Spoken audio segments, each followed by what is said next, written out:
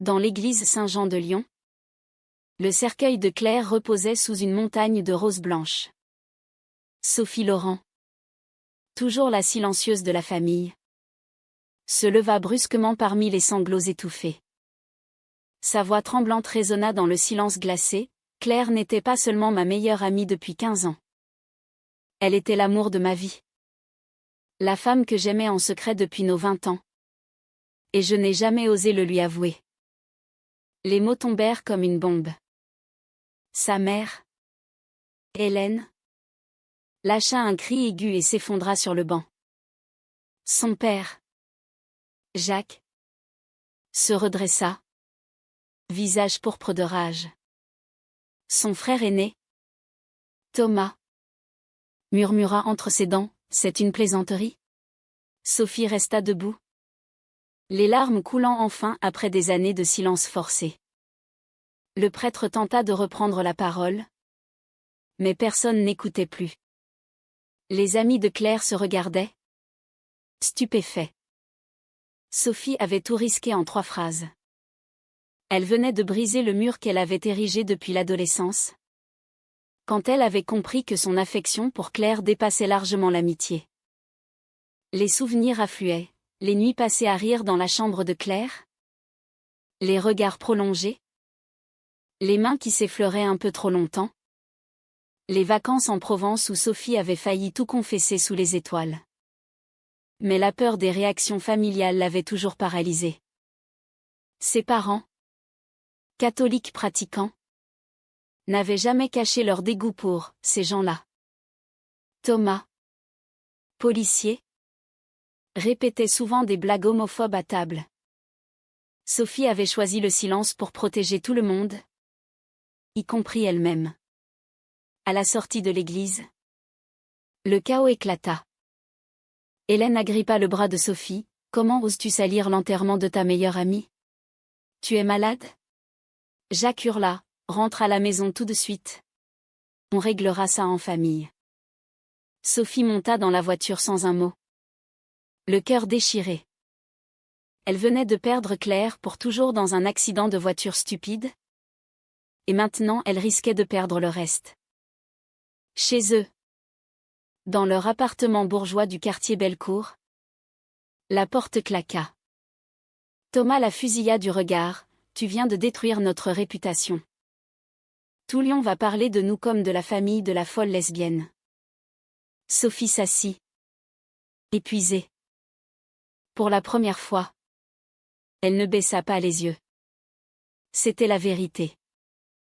Je l'aimais. Et je l'aime encore.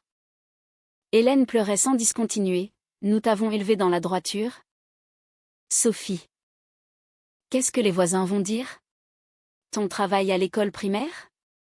Ils vont te licencier. Jacques marcha de long en large. « Demain, tu iras voir le curé et tu diras que c'était un moment de folie dû au chagrin. On arrangera tout. » Sophie secoua la tête. Non.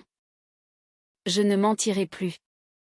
La nuit fut longue, remplie de cris, de reproches et de larmes.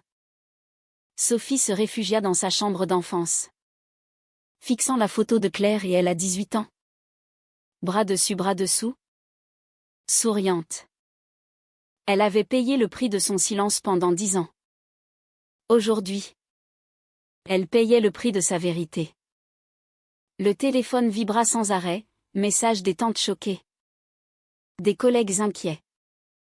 La nouvelle s'était propagée comme une traînée de poudre. Sophie pleura jusqu'à l'aube. Mais pour la première fois, elle se sentait vivante, même si tout s'écroulait autour d'elle.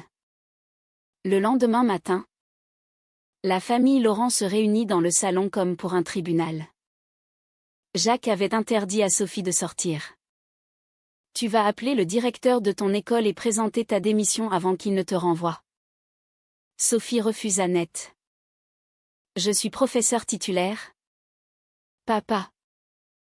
Je n'ai rien fait de mal. » Thomas ricana. « Rien de mal?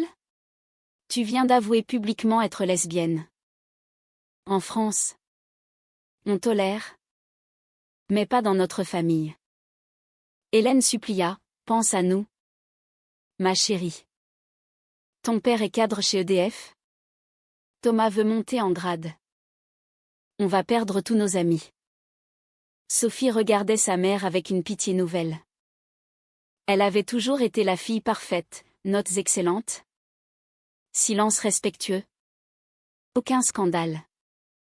Tout cela pour éviter ce moment. Des flashbacks envahirent son esprit. À 22 ans, pendant un voyage à Paris avec Claire, elles avaient visité le Marais. Claire avait plaisanté, regarde ces couples de filles. Elles ont l'air heureuses. Sophie avait rougi violemment, le cœur battant. Elle avait failli dire, moi aussi je t'aime comme ça. Mais elle s'était tue. Claire était sortie avec des garçons. Toujours éphémères. Sophie avait souffert en silence, collectionnant les miettes d'affection. La veille de l'accident, Claire lui avait dit au téléphone, « Sophie, tu es la personne la plus importante de ma vie. » Si seulement elle avait répondu, « Je t'aime d'amour. » Trop tard. Le conflit s'intensifia. Thomas sortit son téléphone, regarde les commentaires sur Facebook. La famille Laurent cache une lesbienne. On est fichu. Sophie se leva, Claire est morte. Thomas. Et moi je suis vivante. Je ne vais pas continuer à me cacher pour votre confort. Jacques la gifla. Le coup résonna. Hélène cria. Sophie toucha sa joue brûlante, c'est tout ce que vous avez à me dire? Elle prit son sac et sortit malgré les ordres. Dehors, la pluie tombait sur Lyon. Elle marcha jusqu'au Rhône. S'assit sur un banc. Trempée. Des passants la regardaient bizarrement. Elle appela la seule personne qui pouvait comprendre, la cousine Emma. Ouvertement lesbienne à Toulouse. Emma. J'ai tout avoué à l'enterrement. Ils veulent me faire taire. Emma répondit, enfin. Mais prépare-toi. La route va être longue. De retour à l'appartement le soir. Nouvelle confrontation. Jacques avait contacté un psychologue, tu vas voir un spécialiste pour soigner cette confusion. Sophie éclata de rire nerveusement, ce n'est pas une maladie. Papa. C'est moi. Hélène pleura, on t'aime. Mais tu nous fais honte. Sophie comprit le prix réel, l'amour familial conditionnel.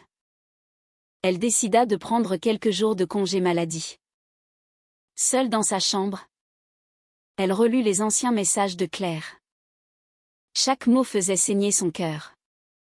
Elle devait choisir, se rétracter publiquement pour retrouver une paix illusoire, ou assumer son identité au risque de tout perdre. La nuit fut agitée de cauchemars où Claire lui reprochait son silence trop long. Au matin, Sophie savait qu'elle ne ferait pas marche arrière. Le combat venait seulement de commencer. La semaine suivante, la pression sociale s'intensifia. À l'école primaire où Sophie enseignait, le directeur la convoqua, des parents se plaignent. Ils ne veulent pas que leur enfant soit influencé. Je vous demande de prendre un congé sans solde. Sophie accepta.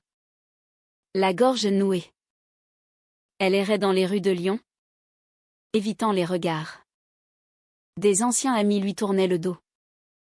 Un jour, au supermarché, une tante l'apostropha, honte à toi. Ta pauvre mère ne sort plus de chez elle. Sophie rentra blessée. Chez elle. L'ambiance était devenue irrespirable. Jacques ne lui adressait plus la parole. Hélène laissait des brochures sur « La guérison de l'homosexualité » sur sa table de nuit. Thomas avait bloqué son numéro. Sophie plongea dans les souvenirs les plus douloureux. À 25 ans, Claire avait rencontré un homme, Antoine. Sophie avait assisté à leur mariage civil, souriant alors qu'elle se brisait intérieurement. Pendant la cérémonie, elle s'était mordu la lèvre jusqu'au sang. 3 mois plus tard, Claire avait divorcé, il n'était pas toi. Sophie. Elles avaient ri. Mais Sophie n'avait pas saisi l'occasion. La peur du rejet familial était plus forte que tout. Maintenant, Claire était partie, emportant avec elle la possibilité d'un aveu réciproque. Sophie se haïssait pour toutes ces années gaspillées. Un soir, elle reçut un appel anonyme. « Sale Gwyn ? Dégage de Lyon !» Elle raccrocha, tremblante. Le lendemain, son compte bancaire fut piraté. Des messages haineux postés en son nom. Thomas ? Elle n'en était pas sûre. Hélène tenta une dernière fois. « Rétracte-toi publiquement à la messe de dimanche. Dis que c'était le chagrin qui parlait. On te pardonnera. » Sophie refusa. « Je ne trahirai pas Claire une seconde fois. » Elle fit ses valises et loua un petit studio près de la gare Pardieu. La rupture était consommée. Seule, elle pleura toutes les larmes retenues depuis l'adolescence. Pour la première fois, elle chercha sur Internet des associations LGBT lyonnaises. Elle rencontra une femme de 40 ans, militante, qui lui dit « Le coming out est un deuil et une naissance en même temps. Tu viens de naître ?» Sophie. Cependant, les doutes l'assaillaient. Était-ce juste de révéler tout cela à l'enterrement? Avait-elle volé le deuil de la famille de Claire? Antoine? L'ex-mari? L'appela, « Claire t'aimait aussi. » Sophie. Elle me l'avait confié. Mais elle avait peur de te perdre comme amie. Cette révélation acheva de la détruire. Claire l'avait aimée en retour. Elles avaient perdu de vue à cause de la peur. Sophie décida de contacter la famille de Claire pour s'excuser. La mère de Claire pleura au téléphone. « Nous savions ? » Sophie. Elle te regardait d'une façon particulière. Nous ne te jugeons pas. Un petit réconfort au milieu du chaos. Mais le conflit moral restait. Avait-elle le droit de révéler un amour non partagé publiquement? La ville entière la jugeait. Sophie comprit que le vrai combat n'était pas contre sa famille, mais contre sa propre culpabilité. 3 mois plus tard, Sophie travaillait comme serveuse dans un café gay-friendly du quartier Croix-Rousse. Elle avait coupé tout contact avec sa famille. Thomas lui avait envoyé un message, « Tu as choisi ton camp. Ne reviens jamais. » Jacques avait changé les serrures. Hélène envoyait parfois des textos suppliants, « Reviens. On t'aime malgré tout. » Sophie restait ferme. Elle fréquentait maintenant des groupes de parole où elle entendait des histoires similaires, trahison familiale, perte d'emploi, harcèlement. Une fille de son âge, Léa, devint une amie proche. Tu dois te pardonner? Sophie. Claire aurait été fière de toi. Mais les tensions culminèrent lors d'une manifestation contre l'homophobie à Lyon. Sophie y participa pour la première fois. Soudain, elle aperçut son père dans la foule opposée, avec des pancartes religieuses. Leurs regards se croisèrent. Jacques hurla, « C'est ma fille. Revenez à la raison. » Sophie s'effondra en larmes au milieu des slogans. Des militants la protégèrent. Ce soir-là, elle écrivit une longue lettre à sa famille, « Je vous aime. Mais je ne peux plus vivre dans le mensonge. L'amour que j'avais pour Claire était pur. Votre rejet me fait plus mal que la mort de Claire. » Elle ne l'envoya jamais. Une confrontation finale eut lieu. Hélène vint seule au café, « Ton père est malade de chagrin. Reviens. On oubliera tout. » Sophie répondit calmement, « Oubliez qui je suis? Non. Maman. J'ai déjà trop sacrifié. » Hélène partit en pleurant. Sophie comprit le prix ultime, elle avait gagné sa liberté au détriment de l'amour familial. Des doutes moraux la rongeaient encore, était-ce égoïste d'avoir parlé à l'enterrement? Avait-elle trahi la mémoire de Claire en la rendant publique?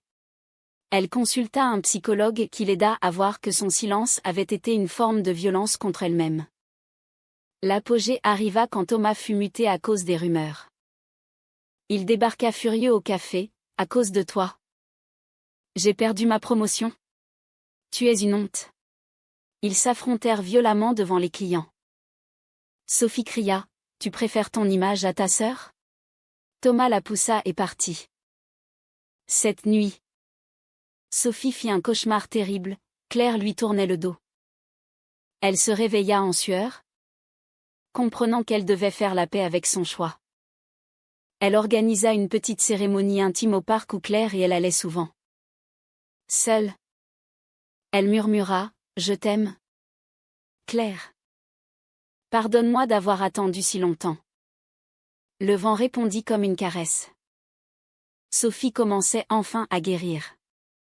1 an après l'enterrement, Sophie avait reconstruit sa vie. Elle enseignait à nouveau dans une école privée tolérante, vivait avec Léa qui était devenue sa compagne. Leur relation était douce, honnête, sans secret. Pourtant, la blessure familiale restait ouverte. Un jour, Hélène l'appela, « Ton père est à l'hôpital. Il veut te voir avant de mourir. » Sophie hésita longuement. Aller signifier pardonner? Refuser signifier rester fidèle à elle-même? Elle choisit d'y aller. À l'hôpital, Jacques, affaibli, murmura, « Je ne comprends toujours pas. Mais je t'aime. » Sophie pleura, « Moi aussi. Papa. » Ce fut leur dernier dialogue.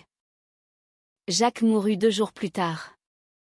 Aux funérailles de son père, Sophie resta silencieuse. Thomas l'ignora complètement. Après la cérémonie, Sophie rentra chez elle, épuisée mais apaisée. Elle avait perdu beaucoup, sa famille d'origine, une partie de sa réputation, des années de paix intérieure. Mais elle avait gagné son authenticité. Avec Léa, elles parlèrent longtemps, « Est-ce que ça valait le coup ?» Léa répondit, « Tu as honoré l'amour que tu portais à Claire.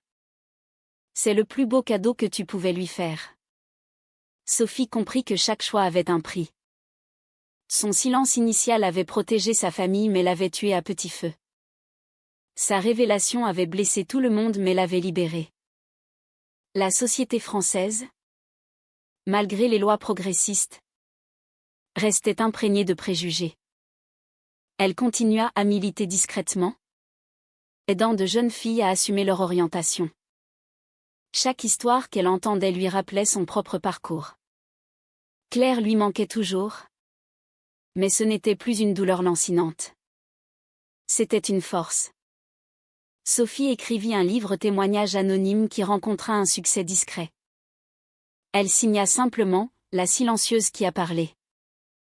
La dernière page se terminait par ces mots, elle avait payé cher. Mais elle ne regrettait rien. Est-ce que révéler son amour secret au prix de détruire sa famille est une décision courageuse ou égoïste? Vrai ou faux?